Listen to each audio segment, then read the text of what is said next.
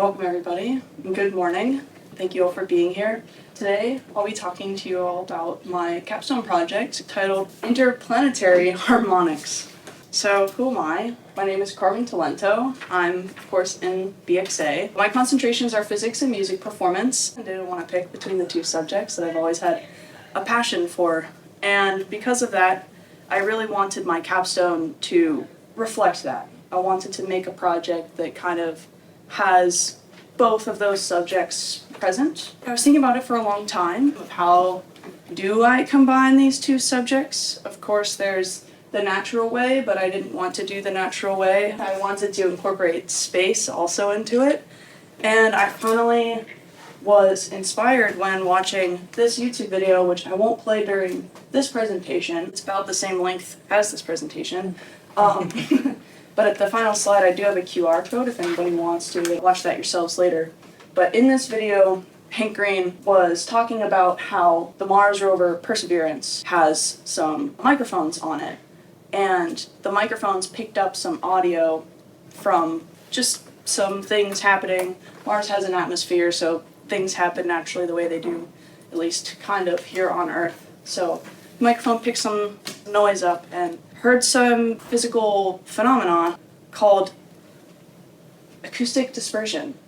And this is when, I'll give you the analogy of if you've seen white light go through a prism and it splits into the colors, same thing is possible with sound, because they're all waves. And so when sound is propagated, or when it starts and it travels through a medium, it travels in waves. Depending on the medium that it's traveling through, such as carbon dioxide, which is what the Mars atmosphere is 96% made up of, it can have the same kind of effect, where instead of the light separating into the colors, the sound will separate into its frequencies. And those frequencies are all affected differently as it travels through this medium. And the way that it's affected, you can see in the diagram to your right over here, some of the waves and some frequencies will start to travel at different speeds. And so I thought that would be a really cool thing to play around with. You know, we have rovers on Mars, we don't have rovers on other planets, but there's atmospheres on other planets, so maybe this effect happens on other planets too. And can we do something creative with that?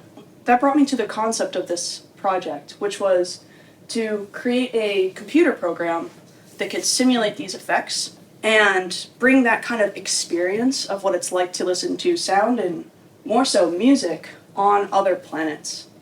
And of course bring that to the comfort of our own home planet, Earth, hopefully in an artistic way. So what did that process look like? So I guess I broke this project into three main components.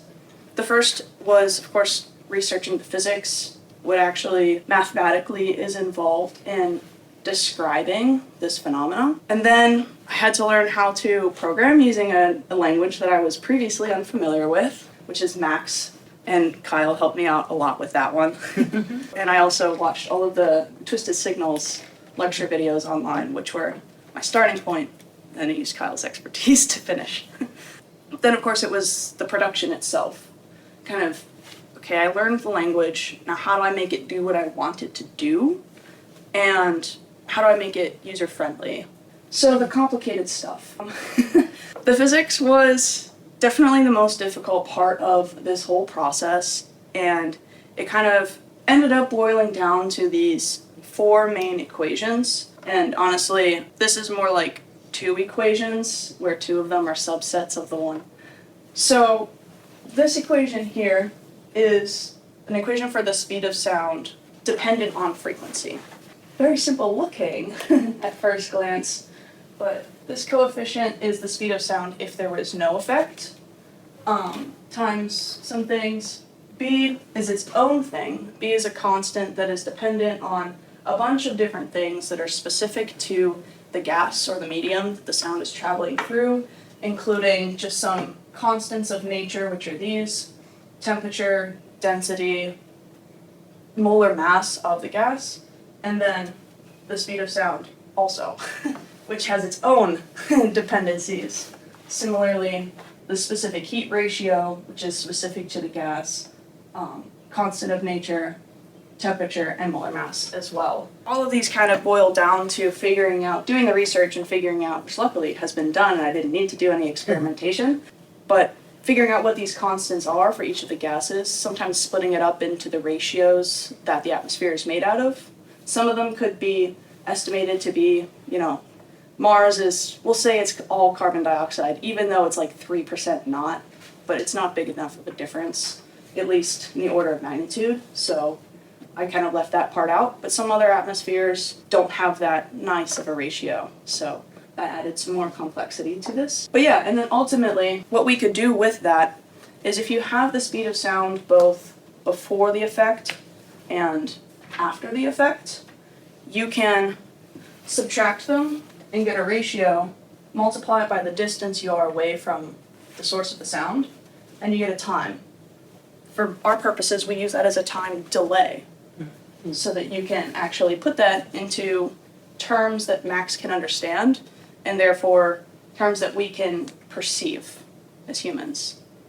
So there were a lot of assumptions that had to be made to at least simplify this into, we'll call this the first iteration of this project. A lot of the assumptions I would like to kind of lift and add more dependencies, like temperature is not a constant on a planet, but for the sake of this project, we called it a constant. Similarly, there's different compositions of gas in different altitudes, per se. So those are all things that I'd like to build upon in a later iteration of this project, but for now, these were assumptions that were made, calling them constants for the sake of simplicity for this project. So how does this look in Max? Here's a screenshot of at least one of the pages, or the patches in Max. The output of this is a program that has all of the planets in our solar system, plus Pluto and our own moon. So, completionist. Didn't want them to feel left out.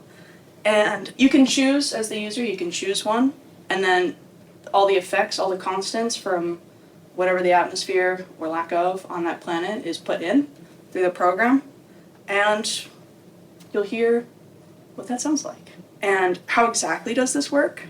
First, the user will select a song.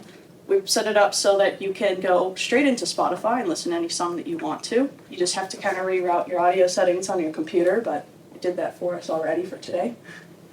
Then you can select your planet of choice or celestial body of choice, and you can even choose how far away you are from the source. Then the program itself will do a fast Fourier transform, which means that it takes the audio, breaks it up into its frequencies, in little bins of frequencies, which is a whole mathematical concept that could be its own 20-minute talk. Then after doing that first fast Fourier transform, it puts all of the effects onto the individual frequencies, and then it does an inverse fast Fourier transform to put it back into normal sound that we can perceive, and then we hear it. I put together a couple of songs that hopefully everybody knows, and we'll start with Earth so that if you don't know the song, you can hear it.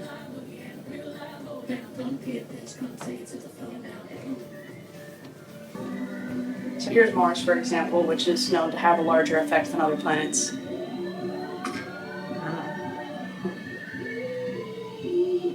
Of course, the farther away you are, the more of a delay there will be.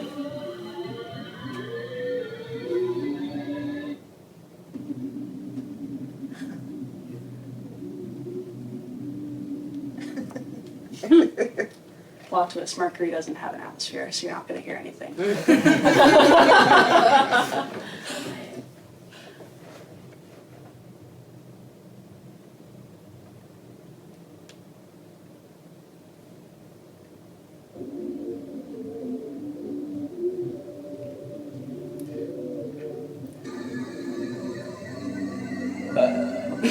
No.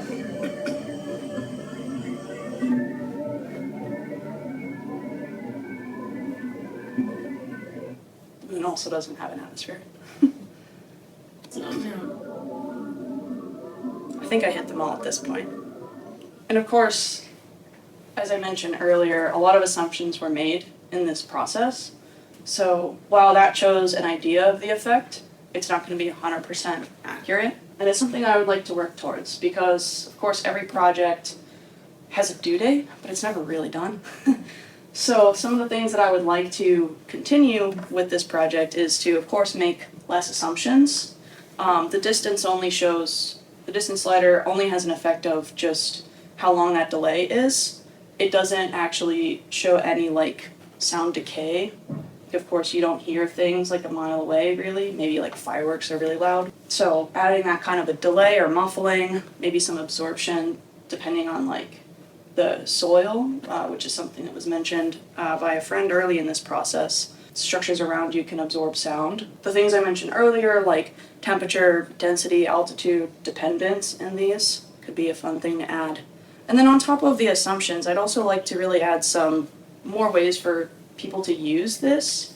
My original goal was to have this embedded on a website so that anybody with any background can just use this without having to do anything extra. But when I researched that, it turns out you have to reprogram the whole thing in another language. So that's a later problem, turns out. And additionally, something cool is maybe turning it into a VST plugin so that you can put that into like Ableton Live, maybe have some cool like pedal effects on live performance. And that would really bring out like the creative musical aspect to that, which some fans of that in the room. And then from a scientific standpoint, maybe add some more planetary bodies. Like there's tons and tons of exoplanets, and we, of course, only did things that are in our neighborhood within the space, but it would be really cool to add some more to that. So yeah, but I would like to really thank you all again for being here, and if you would like to kind of see get more information about any of the links or documents, pretty much everything in here is hyperlinked, including like some of the images that had some of the graphs, so you can read more about all these sources. Thank you all for being here, and an especially large thank you to Kyle, because he's the reason really that this program works. So thank you. We have about 4 minutes for questions. Have you thought about how to combine any visual elements with this? Like, does light, like how does light work in this atmosphere? Yeah, I haven't thought about that, to be honest. Yeah. That would be a really cool thing to think about. Yeah. Yeah. Given that you programmed this in Max, have you ever thought about using RNBO for website implementation? Yes. And I think that requires converting it to JavaScript, if I'm not mistaken, right? No, it's a similar format to Max. Okay. It's just you can't use all of the same stuff, but it exports to JavaScript. Okay. So thought about it, yes. Did it, no. But I'll consider it. Thank you. You talked about the VST plugin and live performance. Did you try any live performance with this as you were going? Did you or did you just work with pre-recorded music? So one of the original, before we switched to Spotify, because I thought Spotify was more user-friendly, we had an option of just a microphone so that you can speak into it or hear the noises around you. One of the reasons we pushed away from that is, one, being user-friendly. Two, a lot of times you don't get as big a range of frequencies, and that's really the output that you're looking for, at least in this project. But it's definitely something I'll consider going back and adding, you can put in your own file, or you can have a microphone, or ultimately turning it into a plugin would be the most ideal. But yeah, I would love to do that with more time, as all things are. Yeah, to that point, what I started thinking about was how to make it accessible enough that a musician could understand what's happening and compose music for Saturn.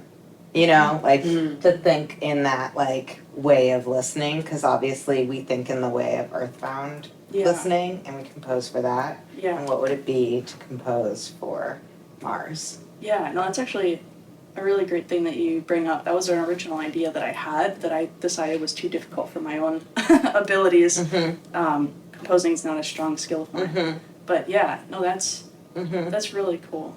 But perhaps making the tool kind of spit out certain data that Mm-hmm. a composer could use. Yeah. No, I like that. Yeah, something to think about for sure. Mhm. Thank you. Great. Thanks, Carmen. Thanks, everyone. Thank you. Thanks, Carmen.